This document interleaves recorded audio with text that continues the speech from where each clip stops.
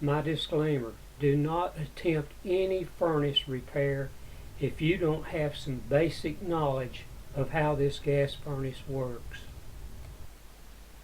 So at 10 o'clock at night, it was getting cool in my bedroom.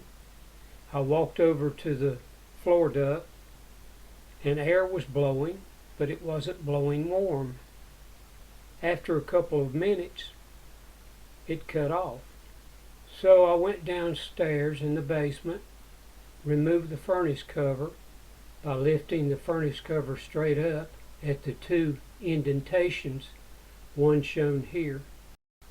And I looked closely at that igniter, and it looked like it had burned in two, but it was so hard to see.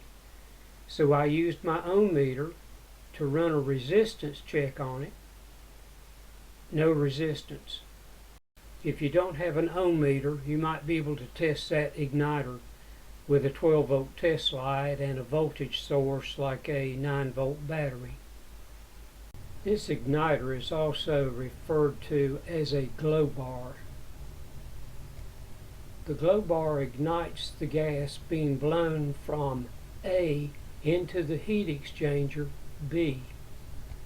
Think of the heat exchanger as a radiator.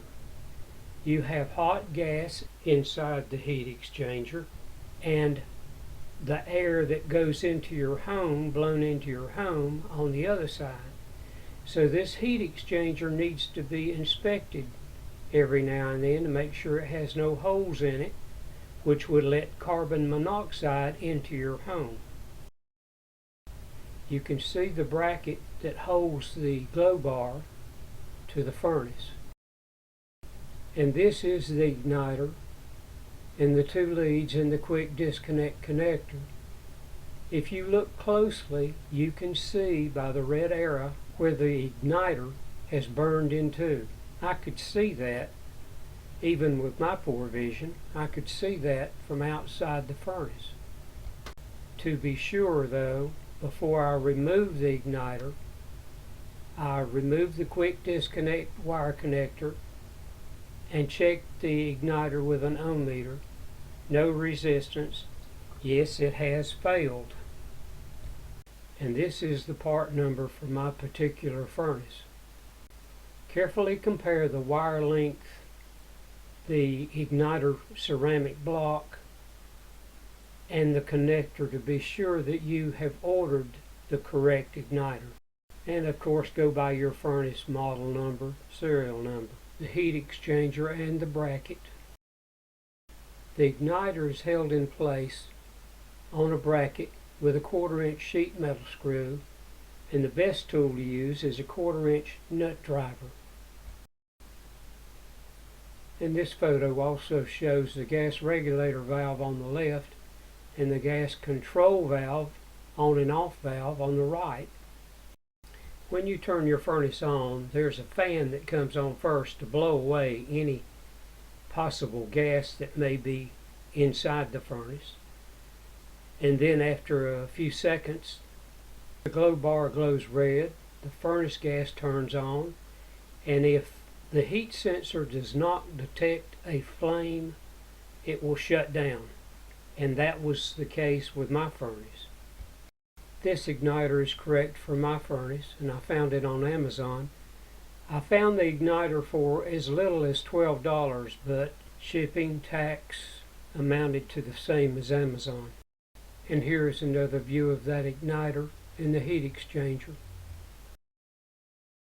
The blower can be seen at the top of this photo. A close-up of the bracket and the 1/4-inch screw.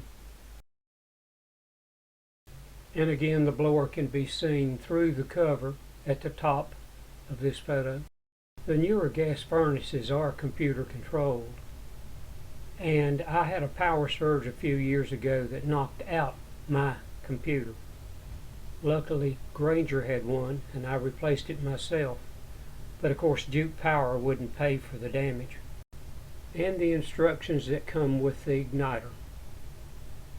I'm retired from the auto repair business, and I've had extensive training in electronics, mechanics, air conditioning, pneumatics, I was an Air Force mechanic on B-52s.